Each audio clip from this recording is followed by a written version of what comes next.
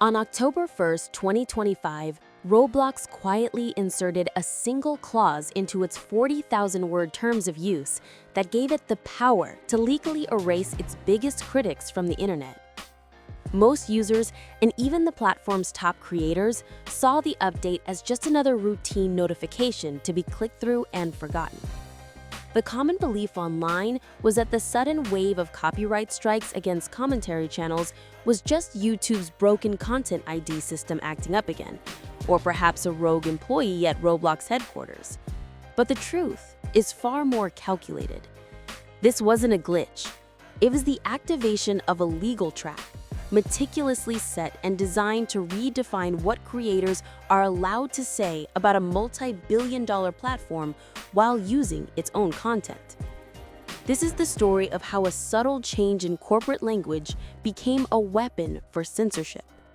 We will expose the exact wording of the rule that started this war, show you the first major channel that was targeted and nearly deleted, and uncover the official justification Roblox is using to defend what many are calling a targeted purge of dissent. The first sign that something was deeply wrong came on the evening of October 7, 2025. Ruben Sim, a creator known for his sharp, often unflattering investigative videos into Roblox's corporate practices and platform shortcomings, tweeted a screenshot to his hundreds of thousands of followers. It was an email from YouTube, stark and clinical. "We have received a copyright takedown notice for your video." Then another arrived, and another. Within an hour, his channel had 2 active copyright strikes, placing it one step away from permanent termination. The videos targeted weren't using licensed music or stolen assets. They were standard commentary pieces, featuring in-game footage of Roblox, the very subject of his criticism.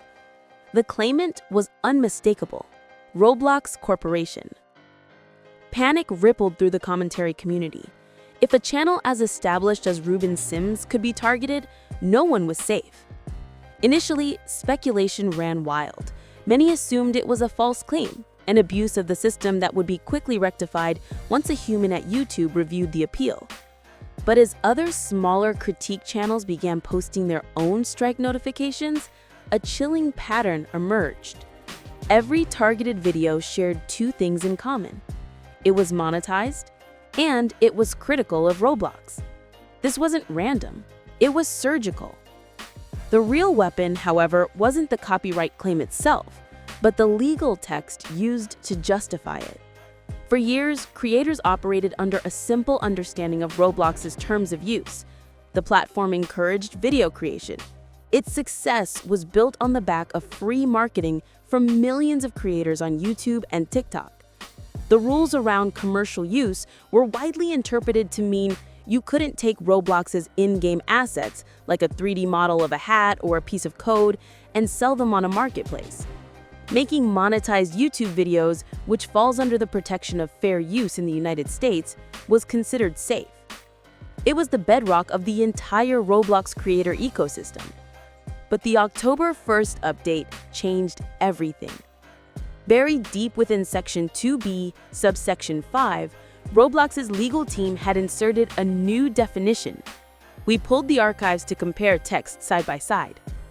The old version read, "You agree not to use the service to sell, lease, or rent any virtual items or game assets for real currency." The new version was different. It now stated, "You agree not to use any content generated within the service, including but not limited to screen recordings, for any commercial purpose not explicitly approved in writing by Roblox Corporation." For the avoidance of any doubt, this includes but is not limited to the monetization of such content on third-party video sharing platforms. This was the smoking gun. With that single sentence, Roblox had unilaterally declared that any monetized YouTube video featuring its game was a violation of its terms.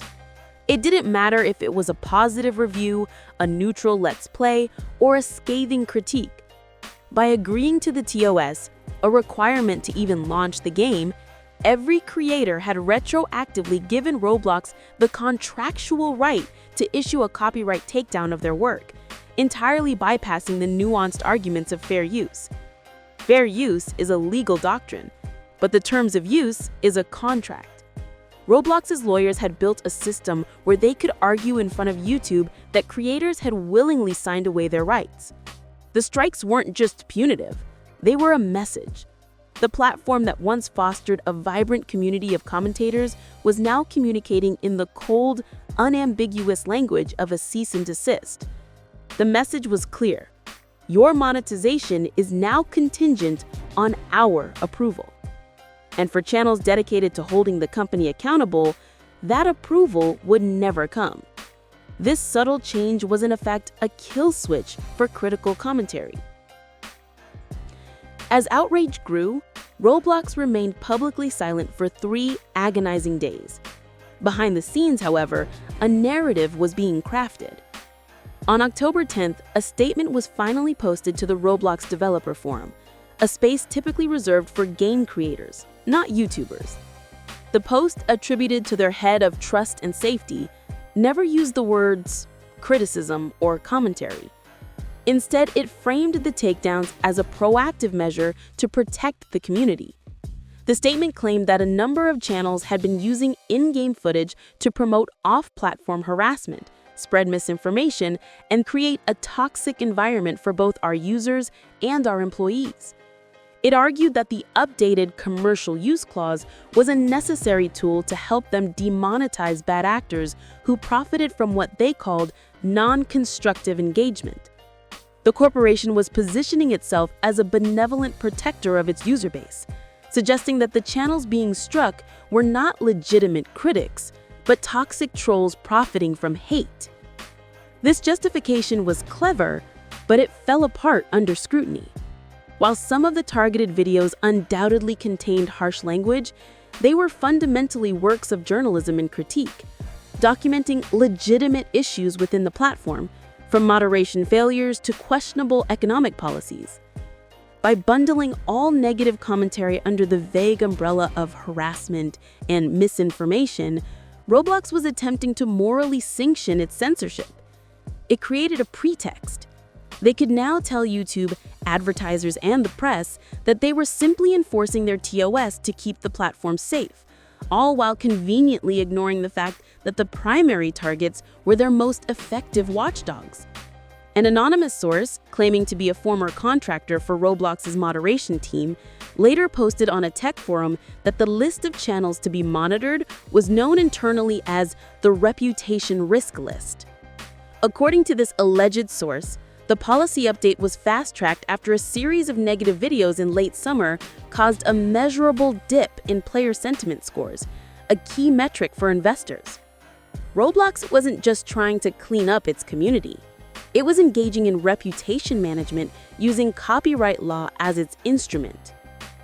For the creators hit with strikes, the immediate defense seemed obvious: fair use. Under U.S. copyright law, using copyrighted material for purposes such as criticism, comment, and news reporting is not an infringement. The commentary channels were the textbook definition of this. Their videos were transformative. They used clips of gameplay not just to show the game, but to build an argument, provide analysis, and report on events happening within the Roblox ecosystem. So they all filed their counter notifications with YouTube, citing fair use. And that's when they hit the second wall of Roblox's legal fortress. Roblox's counter-argument, sent to YouTube's legal department, was that the issue was not one of copyright law, but of contract law. Their position was that by clicking agree on the new terms of use, creators had entered into a binding agreement. This contract, they argued, explicitly superseded any fair use considerations. In essence, they were telling YouTube, it doesn't matter if it's fair use. This user broke our contract. A contract you, YouTube, are obligated to help us enforce as part of the DMCA process. This put YouTube in an impossible position. On one hand, they have a responsibility to uphold copyright law, including fair use. On the other, they are terrified of the legal liability that comes from ignoring a valid takedown request from a massive corporation like Roblox. For a platform that processes millions of claims a day, it is almost always safer and cheaper to side with the corporate rights holder than the individual creator. This is the fundamental power imbalance of the creator economy. A contract of adhesion, a take-it-or-leave-it agreement that the user has no power to negotiate, is being used to strip away creators' statutory rights. A digital rights advocate interviewed for an article in TechCrunch on October 12th described it as one of the most concerning escalations in the gaming wars. She stated that if Roblox's strategy was allowed to stand, it would set a precedent for every other game developer and software company.